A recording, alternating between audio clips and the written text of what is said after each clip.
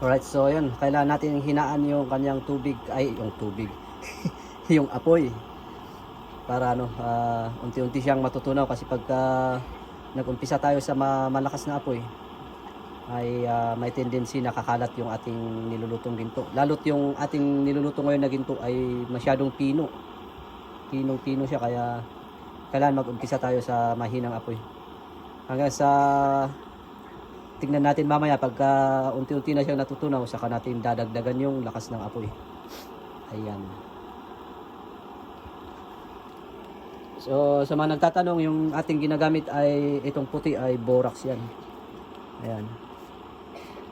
Borax. Kung saan to mabibili, ayan, subukan nyo na lang maghanap sa sa bilihan ng mga abono ng tanim o kaya sa hardware. Ito kasi ginagamit na rin to sa sa abono pang-abono ito. Ayan. Pero kung wala kayong mabilhan, ayan, subukan nyo meron sa Lazada at saka sa Shopee. Kaya lang ingat kayo dahil maraming peke doon. Ayan. Ingat lang sa store na pagbibilhan nyo pagka sa Shopee at saka sa Lazada.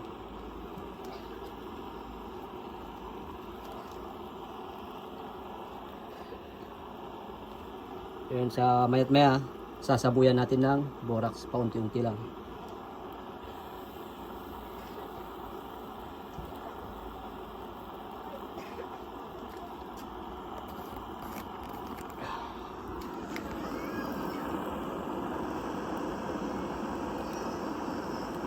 Yun o.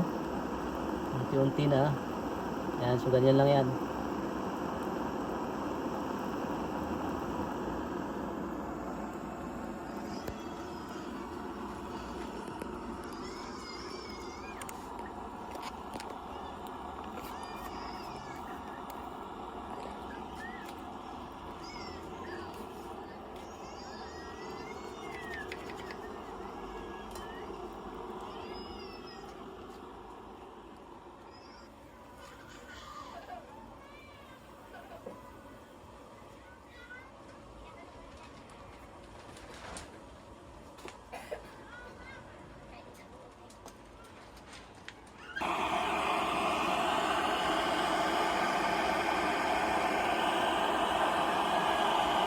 Yan, so nilakasan ko na yung apoy kasi unti-unti na siyang natutunaw.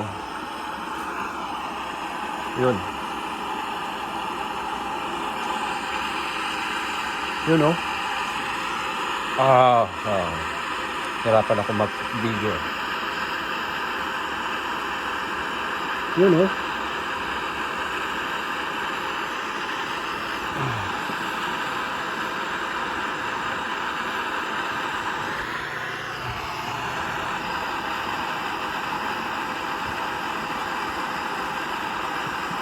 Yun. Ay.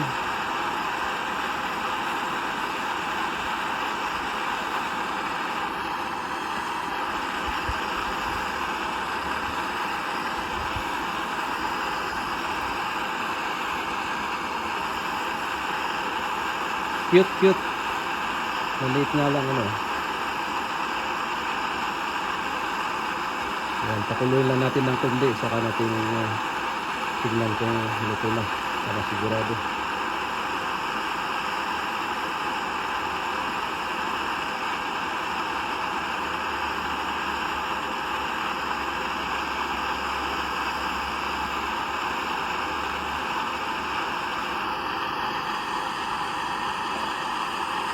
Pwede na siguro yan. Tignan natin. Gusto ko lang ang camera ko. Yan.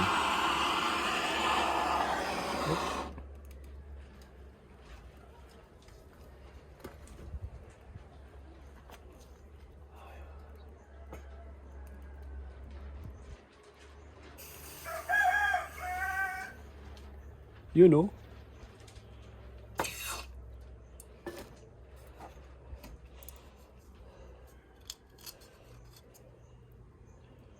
Yun. Perfect. Perfect strangers. Kaskas natin sa borax para kuminis.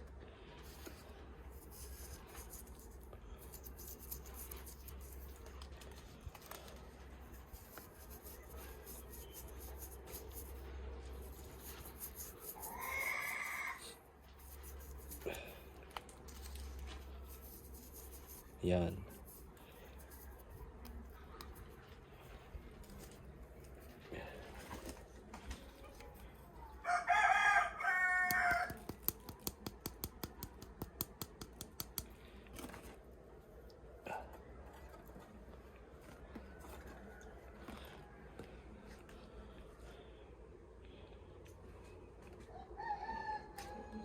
Ayo.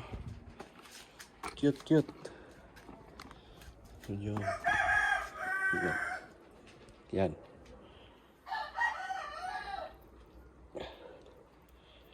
Itong nangitim na to ay borax yan.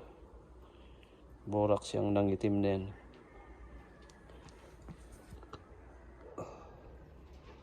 Yan. Yun oh, ang ganda ng pagkadilaw oh. Pero dito sa part na to parang hindi masyadong luto dito dito sa bandang to. So pwede ko pa tong ulitin, pero depende pagka subukan muna nating ipa-ispi ito. Kung mataas na yung ispi nito, hindi na natin uulitin, pero pagka mababa yung kanyang ispi, doon saka kulit i-re-remelt. Yan.